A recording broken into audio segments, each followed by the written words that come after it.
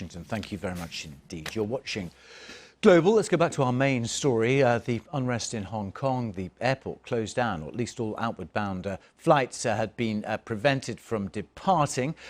Police prepared to clear them from the terminal. A lot of protesters have left. Some do remain, though. The Beijing government says the pro-democracy movement in Hong Kong has laid the ground for terrorism and vowed to respond to violent crime with an iron fist.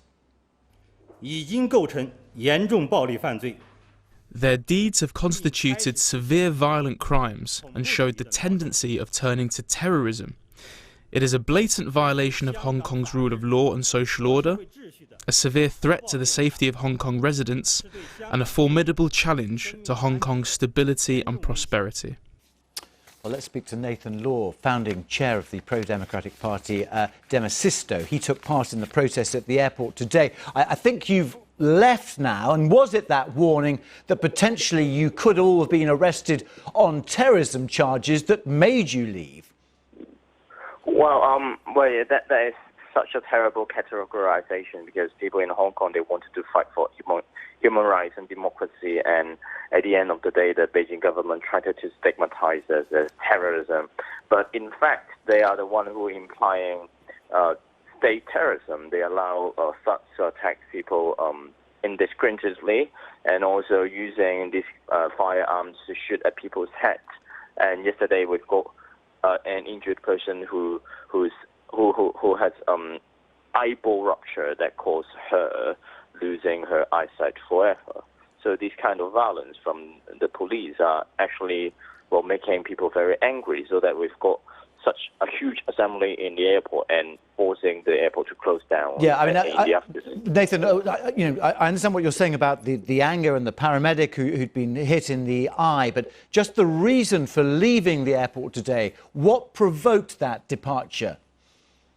Well, I think, first of all, a lot of protesters thought that they have achieved what they wanted, which is to cause a disturbance to the airport, so that the government would bear the cost because of their police violence.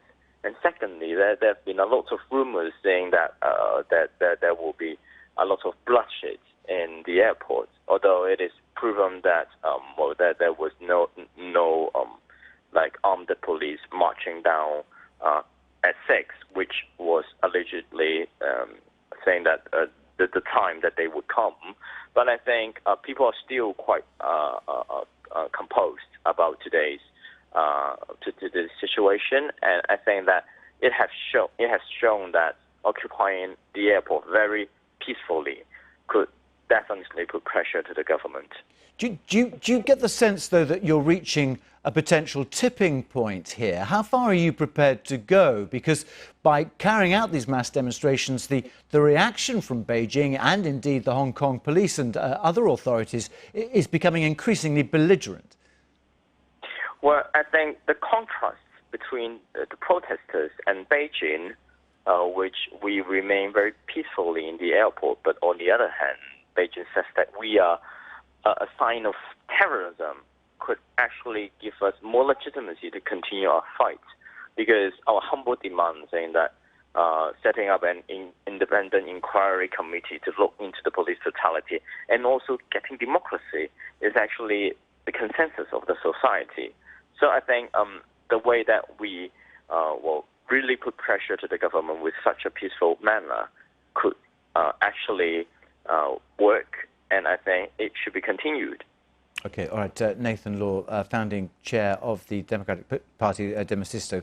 Thank you very much indeed. Let's just catch up with the broader picture with Kerry Allen from BBC China, who's a BBC China media analyst. I mean, this is the risk now, isn't it? I mean, the language from Beijing, from the police in Hong Kong, is escalating. It is, yes. I mean, a few weeks ago, the protesters or demonstrators were referred to as hooligans, and then in more recent weeks, we'd seen the word a mob, and now today, I mean, China's primetime evening TV show, the one that everybody they have their dinner, they sit down and watch this, saying that these protests, these demonstrations have shades of terrorism. People in mainland China have only seen one side of this. They've not seen peaceful sit-ins. They've seen pictures and video footage handpicked by the Beijing government, which which just shows clashes between demonstrators and the police, normally with the demonstrators very heavy-handed, and they're scared. They're wondering what's happening. For them, they've got this idea that Hong Kong is out of control and the police can't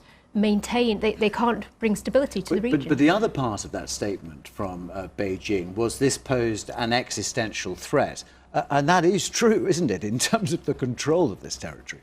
It is, yes, and they're looking to escalate this dialogue so that they can go in, because there's an agreement under what's known as the one country, two systems, that Hong Kong and mainland China have two separate governments effectively, so that Hong Kong can rule itself. But in the event of a national crisis, well, a regional crisis in the case of Hong Kong, the People's Liberation Army can go in and intervene. And they're not at that stage yet, but there's increased commentaries in official papers and today saying that there's shades of terrorism. This is language that's suggesting it could be that and the far off. sensitivity from the authorities in Beijing is being seen elsewhere as well, isn't it? I'm just thinking of those global brands which have questioned China's role and control of Hong Kong.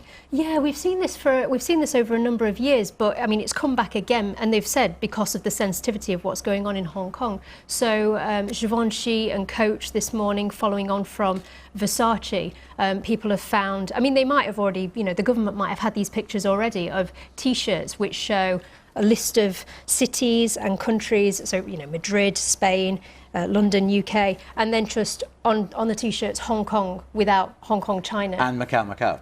Yeah, exactly. Yeah, but all three of these T-shirts mention Hong Kong, and people have zoned in on Hong Kong, and they're saying if this is the case, that these companies don't support Chinese sovereignty, then they shouldn't be in China. Yeah. Okay. All right. Kerry, thank you very much indeed.